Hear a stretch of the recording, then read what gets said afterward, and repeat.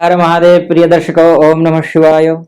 बात धनु राशि की, अर्थात अक्टूबर का महीना धनु राशि वालों के लिए कैसा रहने वाला है, इसी विषय पर इस वीडियो में चर्चा होगी। राशि का स्वामी वक्री है, अर्थात आपके राशि बृहस्पति, राशि का स्वामी बृहस्पति वक्री है, चल रहा है, 4 सितंबर से वक्री है और 31 दिसंबर तक वक्री ही रहने वाला है। सुख, गाड़ी, वाहन, इष्ट मित्र इत्यादि का सुख देने वाला जो ग्रह है वो भी वक्री है।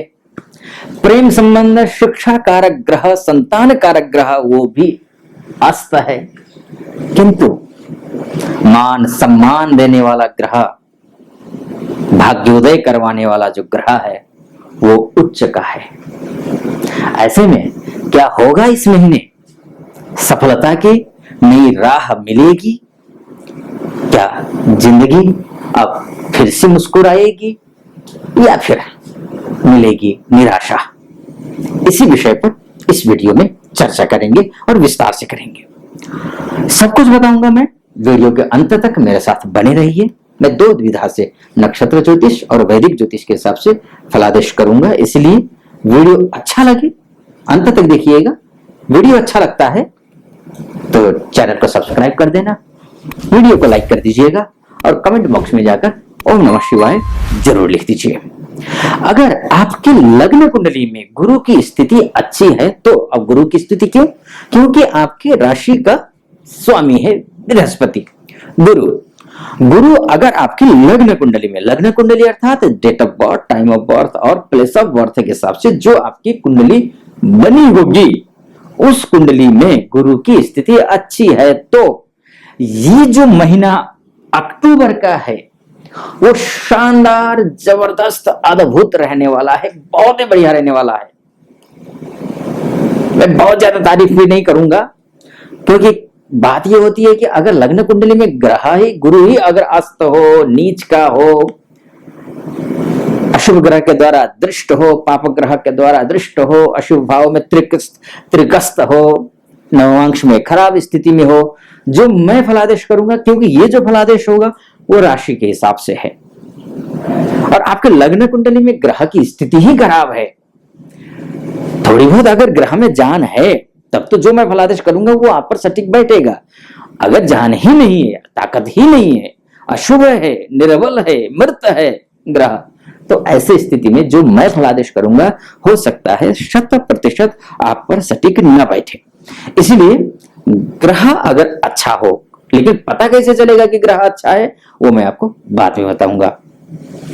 उससे पहले समझ लेते हैं किन किन व्यक्तियों के लिए, जो किन किन सेक्टर के व्यक्तियों के लिए ये जो बृहस्पति है सबसे अच्छा करने वाला है। पहला तो कानून से जुड़े हुए व्यक्ति हैं, जो लॉयर हैं, जज हैं, न्यायाधीश वगैरह, या कोई प्रैक्टिस करते हैं या कानून के विद्यार्थी हैं, लॉयर हैं, LLB कर रहे हैं, उनके लिए समय अच्छा है। मेडिसिन से क्षेत्र में जुड़े हुए, जो फार्मा के सेक्टर में जुड़े हुए हैं, उनके लिए भी समय अच्छा है। प्रशासनिक कार्य, प्रशासनिक क्षेत्र में है, शासन या प्रशासन, उनके लिए भी अच्छा समय है। दर्शन शास्त्र से जुड़े हुए लोग हैं, धर्मशास्त्र से जुड़े हुए लोग हैं, या पॉलिटिकल बैकग्राउंड हो या फिर पॉलिटिकल में जाने में इंटरेस्ट रखते हों, उनके लिए भी ये जो एक महीना है, अक्टूबर का जो महीना है वो शानदार रहने वाला है। साथ ही बैंकिंग सेक्टर से जुड़े हुए लोग हैं, उनके लिए भी अच्छा है, और अंतरराष्ट्रीय कानून से संबंधित लोग हैं, उनके लिए भी समय अच्छा है, बहुत बढ़िया है। बिजनेस प्रबंधन का समय अच्छा है, खासकर उसके बाद भी गुरु जो टीचर होंगे, शिक्षा देते होंगे, चाहे कैसे भी शिक्षा हो, चाहे स्कूल कॉलेज में शिक्षा देते हो या ऑनलाइन शिक्षा देते हो, या फिर कोई धार्मिक व्यक्ति हो, आध्यात्मिक व्यक्ति हो, उनके लिए भी ये जो एक महीना है वो शानदार रहने वाला है, बढ़िया रहने वाला है। उसके अलावा भी जो छोटे उद्यमी हैं, नौकरी पेशा करने वाले व्यक्ति हैं, उनके लिए भी समय तो कम से कम अच्छा है। बशर्ते मेरा एक ही बात है, आपसे बार बार निवेदन है, आपके लग्न कुंडली में ग्रह की स्थिति कैसी है ये जरूर जानना चाहिए आपको। अगर ये कैसे पता चलेगा ये मैं आपको इस वीडियो के अंत में बताऊंगा, तो आप बने रहिएगा मेरे साथ में, आप खुद पता कर पाएंगे कि आपकी कुंडली में गुरु अच्छा है या नहीं है, ये खुद पता कर सकेंगे। इसलिए मेरे साथ अंत तक बने रहिए। बृहस्पति यानी कि आपके राशि का स्वामी गुरु बनता है। गुरु महाराज को देखिए यहां पर हैं, लग्नेश होकर के त्रिकोणस्थ होना राजयोग होता है। बहुत अच्छा होता है। लेकिन ये राजयोग तो पहले से ही है, ये अभी तक फल तो मिला नहीं, आप यही सोच रहे होंगे, क्योंकि बृहस्पति तो आज से नहीं है इस राशि में, मेष राशि में, ये 22 अप्रैल से है। लेकिन 22 अप्रैल से लेकर के अब तक सितंबर के लास्ट तक तो कोई खास हालत तो सुधरे नहीं। अब ऐसी स्थिति में अब अक्टूबर में सुधरेंगे ऐसी क्या मतलब गारंटी है? लेकिन उसका एक रीजन है, क्योंकि अक्टूबर के एंड में ये जो राहु महाराज हैं यहाँ आ जाएंगे, यानी कि मीन राशि में आ जाएंगे। बृहस्पति अकेले हो जाएंगे इस भाव में, और अकेले त्रिकोणस्थ होना बृहस्पति का राजयोग बनाता है। क्योंकि ये 30 अक्टूबर को जाएंगे यहां, लेकिन उससे पहले ये डिग्रियों में डिफरेंस बहुत अच्छा हो जाएगा, यानी कि गुरु और राहु के बीच में जो डिग्री होगी वो काफी अच्छी हो जाएगी, जिससे गुरु पर्याप्त मात्रा में आपको अच्छा फल दे सकेगा। किन किन सेक्टर में फल देगा? आपकी लव लाइफ हो तो अच्छा करेगा, आप अगर बिजनेस करते हो तो भी आपके लिए अच्छा करेगा, किसी शैक्षिक क्षेत्र से जुड़े हुए हैं, बौद्धिक क्षेत्र से जुड़े हुए हैं, तब भी आपके लिए बहुत अच्छा रिजल्ट लेकर के आएगा। या फिर आप कोई नया इंटरव्यू देने जा रहे हैं तो आपका इंटरव्यू शानदार रहने वाला है, खासकर उनके लिए जो व्यक्ति डोमेस्टिक कंपनी में काम करते हो, इंटरव्यू दे रहे हो, उनके लिए, एमएनसी में काम करने वालों के लिए, इंटरव्यू देने वालों के लिए थोड़ा इंतजार करना पड़ेगा। मंगल की स्थिति थोड़ा सा खराब है, अस्त होने वाला है, अस्त होने वाला नहीं हो चुका है। जो एमएनसी में काम करते हैं उनके लिए थोड़ा इंतजार कीजिए, मंगल की उपासना कीजिए, मैं आपको बाद में बताऊंगा। लेकिन डोमेस्टिक क्षेत्र में जो काम करते हैं, जो इंटरव्यू देने जा रहे हैं या जो नौकरी करते हैं, उनके लिए प्रमोशन का योग है। तो बृहस्पति के त्रिकोणस्थ होने से साथ साथ में क्या क्या होगा? गाड़ी लेने की सोच रहे तो भी अच्छा है, इष्ट मित्र का सहयोग तो भी आपको मिलेगा, माता जी की तबीयत ठीक नहीं रहती, माता जी की तबीयत भी ठीक हो जाएगी। उसके बाद जाकर के जो है कोई भूमि लेने की, भूमि से संबंधित किसी प्रकार के कोई विवाद है वो विवाद सुलझेगा, कोर्ट कचहरी का मामला है वो भी सुलझ जाएगा इस महीने। बस ये एक निवेदन है आप लोगों से। अक्टूबर से 15 तारीख से नवरात्र शुरू हो रहे हैं। इन नवरात्रों में राम रक्षा स्तोत्र का पाठ जरूर कीजिएगा, संभव हो सके तो सप्तशती का पाठ पूरा कर लीजिए। संस्कृत में पूरा पाठ नहीं कर पाते हैं तो हिंदी में पढ़ लीजिए, लेकिन पढ़िए जरूर, इतना जरूर निवेदन है। क्योंकि आपका जो मंगल है, मैंने अभी कहा था ना कि प्रेम संबंध का ग्रह, संतान का ग्रह, शिक्षा का ग्रह, जो मंगल है वो अस्त है।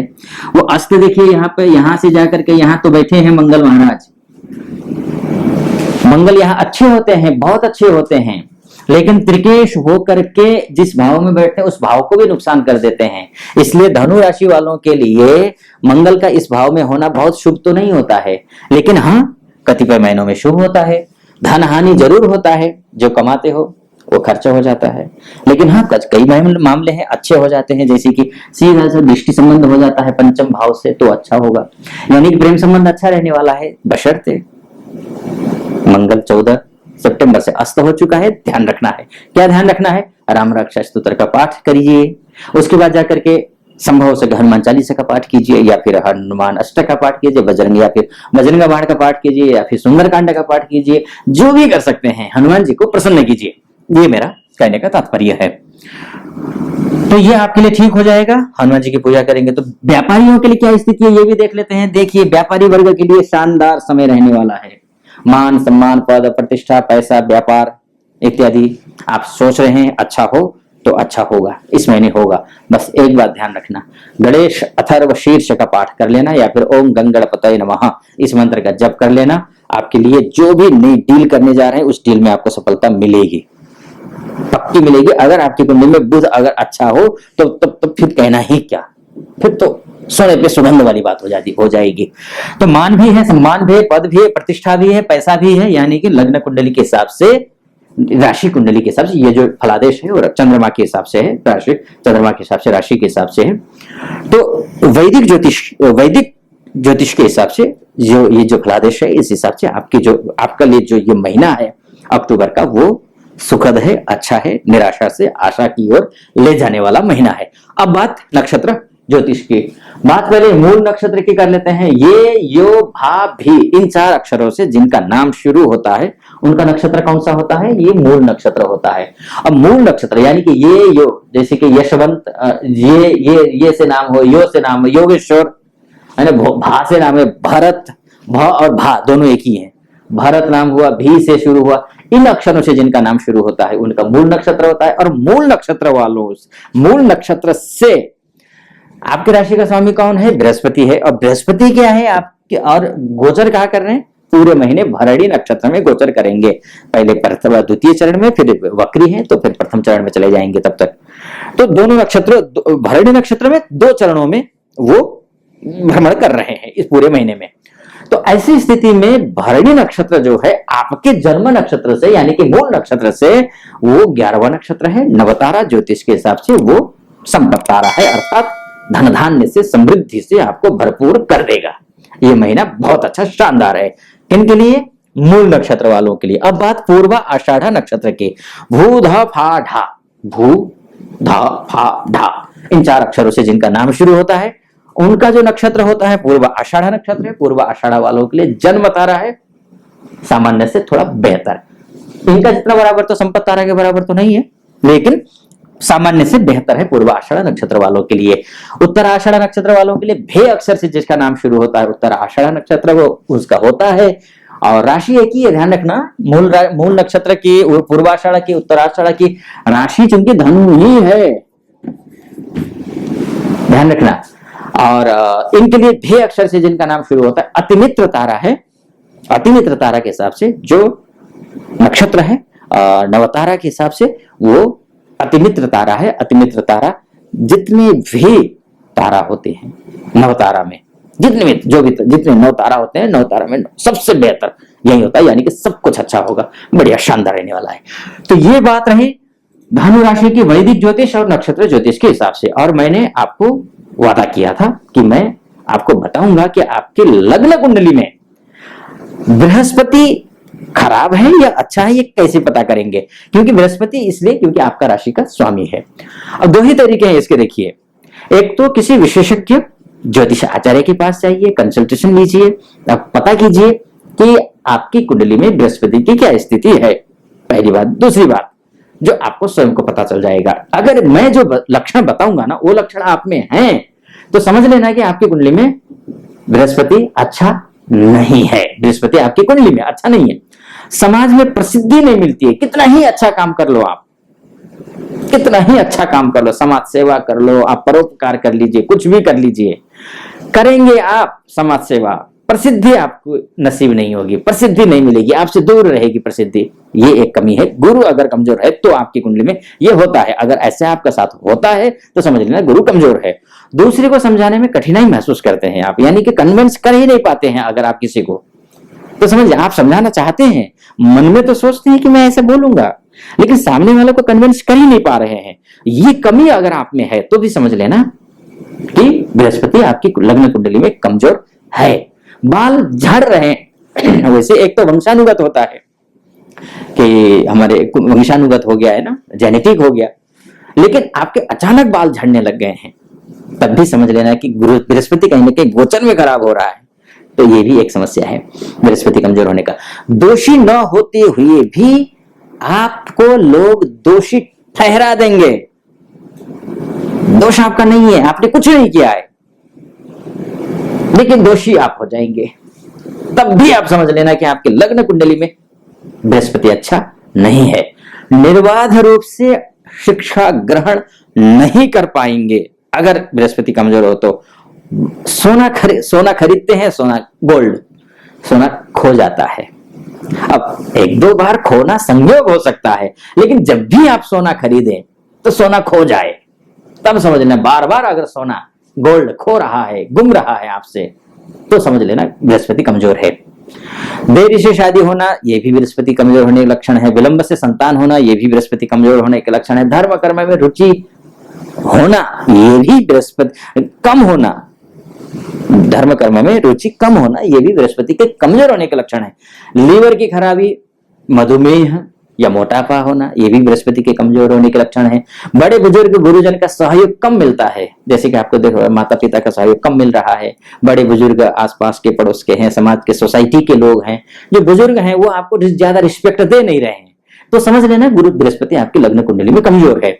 गुरु कमजोर हो तो करे क्या, ये भी तो बात है। उपाय मैंने बोला था आपसे बताऊंगा, वो उपाय ये है हमेशा सोने के गहने पहने, क्योंकि यह ग्रह के पूरक है। अच्छा होता क्या है कि सोने के, अच्छा इसके साथ साथ ओम ग्रां ग्रीं ग्रौं सह गुरवे नमः इस मंत्र का प्रतिदिन जप करें 108 बार। सोने के गहने तभी पहने जब आपको लग्न कुंडली किसी विशेषज्ञ ज्योतिष आचार्य को दिखाएंगे तब, अन्यथा सोने का गहना, ऐसे मैंने कह दिया सोने का गहना पहनना ठीक होता है, लेकिन आपके लग्न कुंडली में अगर सोने का गहना पहनने का, सोना पहनने का योग खराब है तो मत पहनिएगा, ऐसे ही हार कभी नहीं पहनना चाहिए सोना। अच्छा उसके बाद चंदन या हल्दी का लेप जो है ना माथे पे ऐसे करें, या फिर त्रिपुंड बनाएं, या फिर रामानंदी लगाएं, या फिर वैष्णव लगाएं, है ना, आप लगा लीजिए, या फिर आप माथे पे नहीं लगा पाते हैं तो कम से कम नाभि पर लगा लीजिए। मांसाहारी भोजन से बचिए, अल्कोहल से बचिए, ठीक है, शराब पीना इत्यादि छोड़ दीजिए, मद्यपान करना।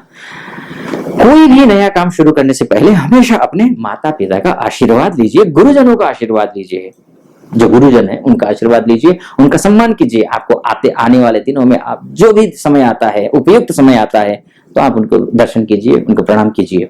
ये भी अच्छा रहता है। अनाथालय में, वृद्धाश्रम में आप मिठाई या केले का दान करिए, ये भी बृहस्पति के मजबूत करने के योग दिखाई देते हैं। ये सब कुछ करना चाहिए। खैर बहुत सारा उपाय है करने के लिए, तो मैं आपको विस्तार में कभी फिर और दूसरे वीडियो में बताऊंगा। अब बहुत लंबा वीडियो हो जाएगा, फिलहाल यहीं पर इस वीडियो को मैं समापन करता हूं।